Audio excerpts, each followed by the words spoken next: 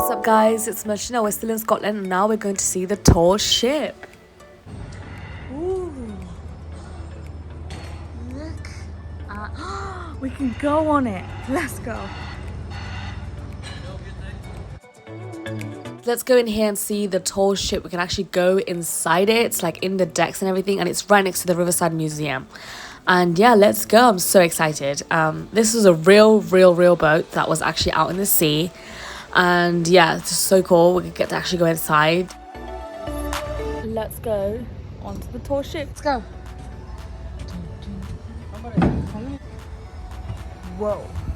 Whoa, look how thick those chains are. Today's sky is not looking that bright. I mean, it's quite grey and cloudy and it's a bit cold as well. That's not Titanic music, that's Jurassic Park. So the first thing I see is 2 lifeboats on the right, which is good. I mean, obviously we're not going to go sailing, but still, you never know. Ship's called the Glenlee. It was a cargo vessel and it's an Italian ship. And it was built in 1896, which is basically the 19th century, I think. And it was built by someone called Robert and Company. Look at that. We're actually inside an old ship. It's amazing.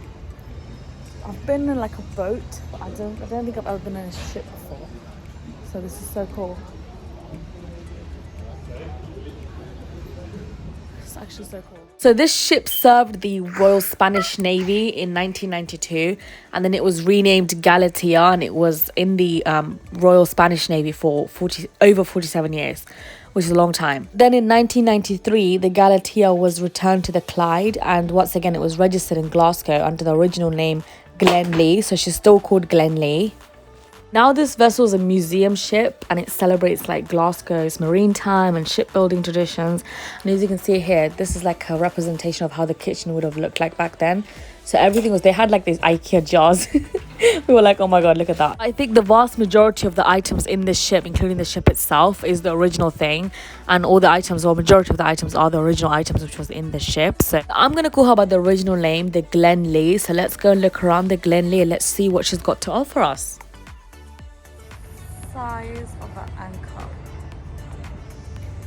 We're going.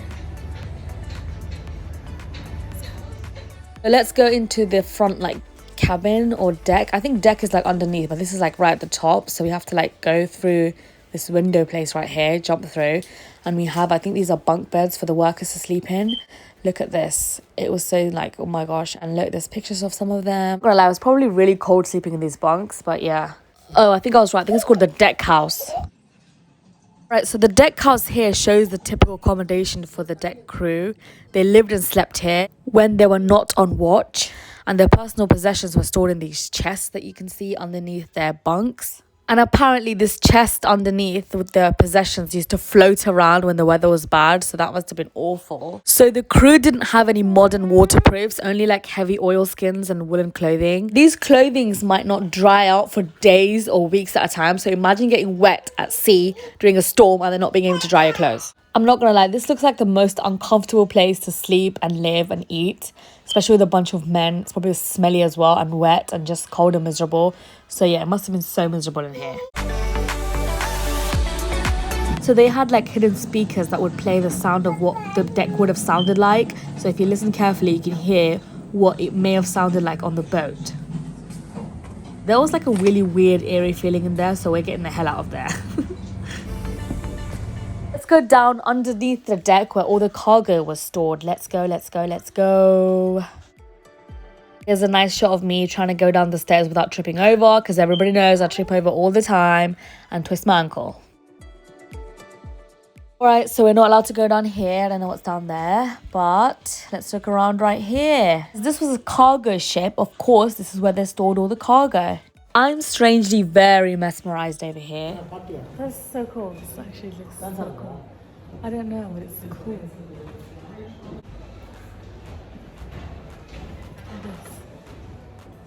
Here we have lots of information about the captain, the 2 mates, the carpenter, a sailmaker, a steward, and about 20 crew members. Altogether, there are about 26 men down here. I don't know why, but this whole experience is very eerie, because thinking that this was an actual ship where actual people worked and it was actually out at sea, and now those people are all dead, and now we're just looking around this ship as a museum. It's very eerie, and it just felt very odd, and I don't know whether I liked it or not, but it was definitely very fascinating reading all the history. I love history, so I was really enjoying this, and Ismet was just like trying to look at stuff and touching things he shouldn't be, and yeah, I was kind of like, wow, and a bit like, oh, I don't know. Obviously have wheelchair access, which is really good. Then we found like a cafe in here, I guess, for like the tourists who come in. But I thought it was a bit weird because like the ship is like, you know, historical and they put a cafe in here, so we kind of left. We were kind of like, oh, that's a bit weird. But yeah, I'm going upstairs again, trying my best not to fall over. Oh god, look how big this thing is. I don't know what it's called, but it's huge.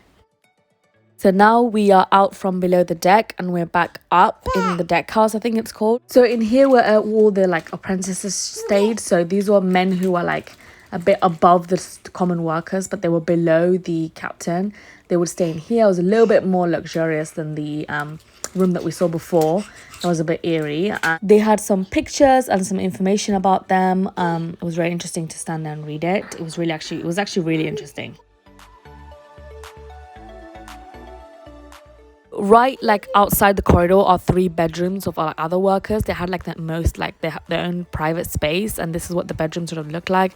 A lot more private. They had like their own bed. This just looks a lot more comfortable and a lot more private, and yeah, it's still not great, but it's better than. We went into the captain's parlor. Here's me on the mirror. Hello.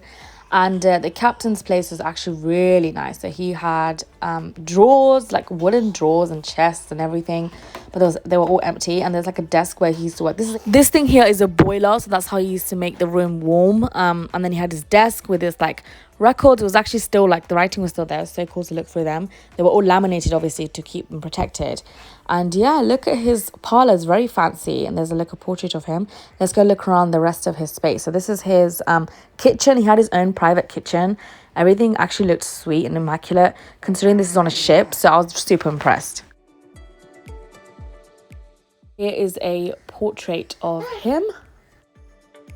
And here's his private bathroom. He actually had a bathtub where they would heat up hot water and pour it in. And he had his own private toilet as well. This thing was luxurious. Like, I was like, wow, I can't believe this is in a ship. I think this is like first class. And this is his bedroom. He had a nice cozy bed, a desk to like write in.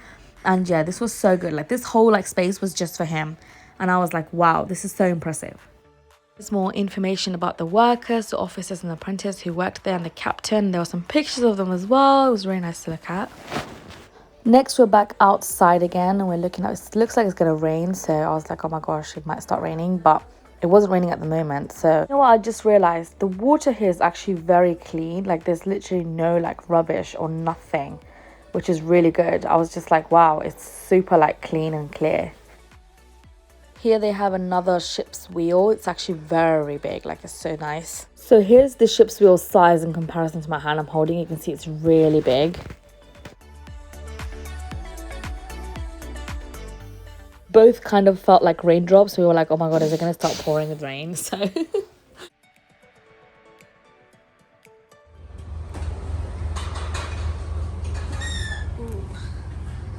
coming in. This room contained some of the maps that they had in drawers. It was so cool to look at.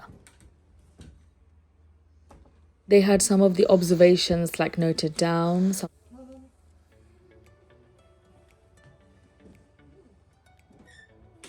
In this cabinet, they had like some of the signals, the flags that they use to signal to other ships and when they come into like the shore. So that was really cool.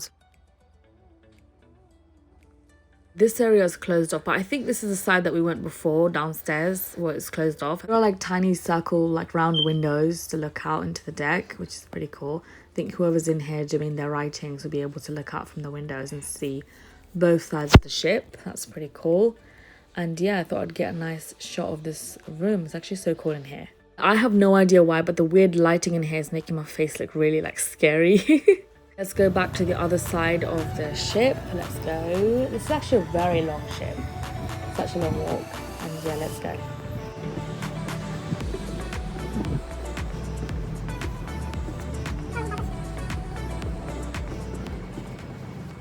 Ooh, there's a bell. I want to ring the bell. Here's the bell. I moved away from the bell because there was so many people there and I felt a bit awkward because I was also recording. So we came up the like stairs up here, away from the bell, and now we're looking out onto the boat from up here. And yeah, it's a really nice, this is like at the top. Let's go to the like right to the front of the ship and stand there like how Jack and Rose do in Titanic. Let's go. I'm not going to stand on this one, I'm just going to stand on myself. Yay. I know this sounds really weird to say, but there was a really like weird, eerie feeling just to think that this is an actual ship that people were actually like working in and using out in the sea. And then now it's like a museum. It almost felt kind of not disrespectful, but a bit odd. And I mean, I don't know if I would like my workplace to become a museum. It's a bit odd to think about. Let's ring the bell.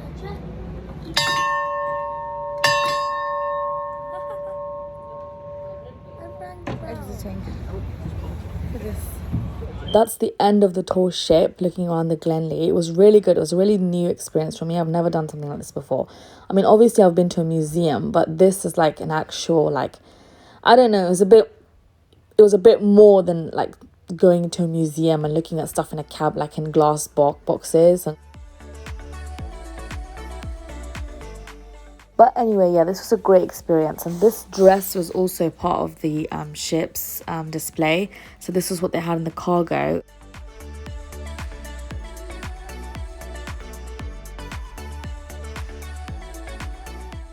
And you know what? I wish people like nowadays were clothing like this because this is so modest and yeah, it's so cute. But anyway, thank you so much for watching this video, guys. Give this video a big like if you enjoyed it.